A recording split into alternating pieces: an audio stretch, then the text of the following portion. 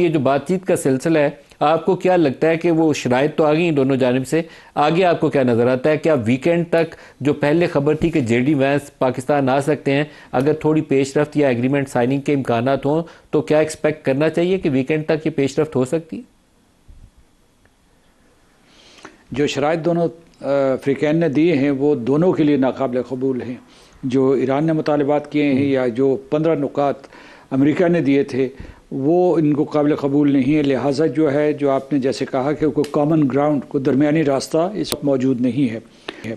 اور دوسری طرف آپ نے اس طرف بھی نشاندہی کر دی کہ کس طریقے سے جو ہے نئی افواج، پیرا ٹروپرز اور مرینز جو ہے اس علاقے میں لائے جا رہے ہیں، اور یہ کیا سرائی کی جا رہی ہے، یہ لیکس کی جا رہی ہیں کہ خارگ آئی لینڈ یا اس کے علاوہ جو ابو موسیٰ ہے یا کوئی اور دوسرے جزیروں کے جو خاص طور سے ایران کی کوسٹ لائن کے ساتھ متصل ہیں اور آبنۂ ہرموز کے قریب ہیں، ان کے اوپر قبضہ ہو سکتا ہے. تو اس لیے انہوں نے امریکہ نے بھی دونوں آپشنز برقرار رکھے ہیں، جس کو مد نظر رکھتے ہوئے ایران نے یہ کہا ہے کہ جنگ کب ختم ہوگی اس کا فیصلہ وہ کریں گے. اس کا مطلب یہ ہے کہ جب تک کہ ان کی شرائط نہیں مانی جاتی، کم از کم ان میں سے زیادہ شرائط نہیں مانی جاتی، تو اس وقت تک جو ہے وہ امریکہ کے اوپر اعتماد کرنے کے لیے تیار نہیں ہیں. تو اس لیے یہ کہ اچھا، دوسری جو بات آپ نے کہی ہے وہ یہ ہے کہ یہ جو مذاکرات ہوتے ہیں یہ ایک طویل سلسلہ ہوتا ہے. یعنی یہ کہ ابھی اس وقت ایسے حالات میں مذاکرات ہو رہے ہیں کہ جنگ بندی نہیں ہوئی، کوئی عارضی معاہدہ نہیں ہوا، کوئی ٹروس نہیں ہوا، کوئی کسی قسم کا کوئی اشارہ نہیں. آج بھی جو ہے ایران کے اوپر حملے ہوتے رہے، اسرائیل کے اوپر حملے ہوتے رہے. اسرائیل نے اپنے آپ کو ان مذاکرات کے عمل سے علیحدہ کر دیا، اس نے لا تعلقی کا اظہار کیا ہے سرکاری طور پر. تو اس کا مطلب یہ ہے کہ امریکہ کو آپ آمادہ بھی کر لے تو ایران کے اوپر حملے جاری رہیں گے. لہٰذا ایران کا ایک مرکزی نقطہ یہ ہے، اور میں سمجھتا ہوں جائز ہے، کہ اگر جنگ بندی ہو بھی جائے اور دوسرے امور کے اوپر جو ہے گفتگو شروع بھی ہو جائے تو یہ کیا گارنٹی ہے کہ دوبارہ اسرائیل اور امریکہ جو ہے مل کر حملے نہیں کریں گے. اچھا، امریکہ کے اوپر جو دباؤ بڑھ رہا ہے اندرونی اور بیرونی، اس کو مد نظر رکھتے ہوئے یوں نظر آ رہا ہے کہ وہ شاید آمادہ ہو جائیں جنگ بندی کے لیے، اپنی فتح کا اعلان کریں اور جنگ بندی کے لیے تیار ہو جائے.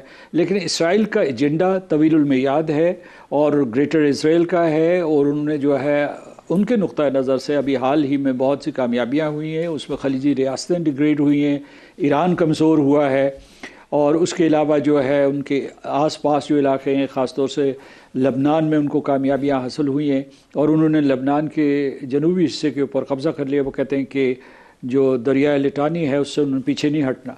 تو اس لیے وہ یہ موقع ہاتھ سے گنوانے نہیں دیں گے.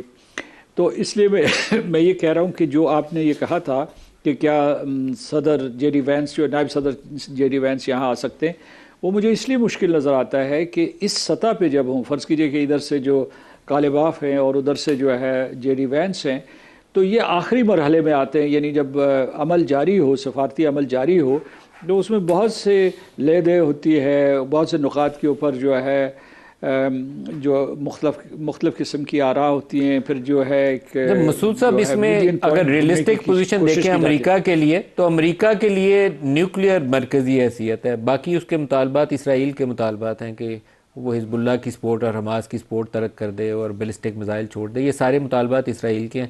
امریکہ کا ایک نیوکلیئر والا ایشو ہے جس میں لاسٹ ٹائم انہوں نے 3.67% انریچمنٹ پہ اتفاق ایران نے کیا تھا. موسٹ لائکلی اسی نقطے کو بنیاد بنا کر یہ آگے بڑھ سکتے ہیں. سٹاک پائلز چھوڑنا ایک کنٹروورشل ایشو ہے، اس کے اوپر بات چیت میں بیٹھیں گے تو راستہ نکلے گا. ایران کی جانب سے جو بنیادی گارنٹی اس نے دو مانگنی ہے چیزوں کی، ایک تو اس کے اوپر حملے آئندہ نہیں ہوں گے گارنٹی، دوسرا اس کے اوپر جو سینکشنز رجیم ہے اس کو ختم کرنا. تو میرے خیال میں جو کامن گراؤنڈ ہے اسی کے اوپر بیٹھ کے کریں گے، اس کے علاوہ کسی اور پہ بات چیت نہیں ہوگی.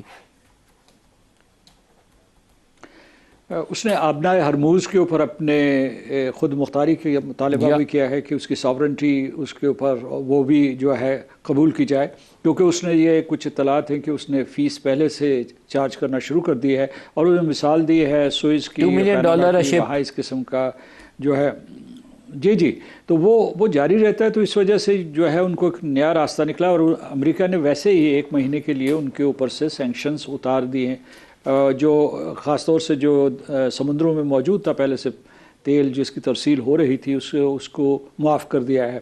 اس سے جو ہے تقریباً $16 بلین کا ایران کو فائدہ ہوا ہے. تو اس لیے یہ جو ہے جو جس چیز کے اوپر اتفاق رائے ہو سکتا ہے. اچھا یہ بھی میں آپ کو بتاؤں کہ یہ جو نیوکلیئر معاہدہ ہے وہ اس قسم کے ماحول میں نہیں ہو سکتا. اس کے لیے ماہرین کا بیٹھنا ضروری ہے. اس کے بعد انٹرنیشنل اٹامک انرجی ایجنسی کا ایک دورہ ضروری ہے. یعنی ایک اس میں تھرڈ پارٹی میڈیشن کی ضرورت ہے. یہ امریکہ وہ جو جیرڈ کشنر اور اس کے علاوہ سٹیو وٹکاف تھے ان کی کوئی جوہری مہارت نہیں تھی, کوئی جوہری معلومات نہیں تھی. وہ اصل میں دونوں کے دونوں ریئل اسٹیٹ ٹائکونز ہیں اور وہ اس طریقے سے سودا بازی کر رہے تھے جیسے کسی عمارت کے اوپر جیسے ریئل اسٹیٹ ایسٹ کے اوپر کی جاتی ہے. تو اس میں یہ ہے کہ اس میں اگر فرض کیجیے معاہدہ ہو بھی جاتا ہے 3.6 پہ اور اپ ٹو 20%, کیونکہ اس کے لیے جو ہے میڈیکل یوسز میڈیکل آئسوٹوپس کے لیے یا جوہری توانائی کے لیے ایران کو چاہیے اور جس کی اجازت جو ہے وہ نان پرولیفریشن ٹریٹی دیتا ہے. اس کے باوجود جو بہت سے ایسی چیزیں ہیں جو کہ صرف ایک تھرڈ پارٹی جو ہے اور خاص طور سے جو ہے ایک ٹیکنیکل تھرڈ پارٹی جو ہے اسے ویریفائی کر سکتی ہے. تو یہ اتنی جلدی میں مجھے ریپ اپ ہوتے ہوئے نظر نہیں آتے. اور دوسرا یہ ہے کہ اس کا جو سٹیکنگ پوائنٹ جو ہے وہ یہ ہوگا جو آپ نے خود کہا ہے کہ وہ ان کے جو سٹاک پائلز ہیں انریچ یورینیم 460 kg کہا جاتا ہے وہ امریکہ کے حوالے کرنے کے لیے تیار نہیں ہوں گے.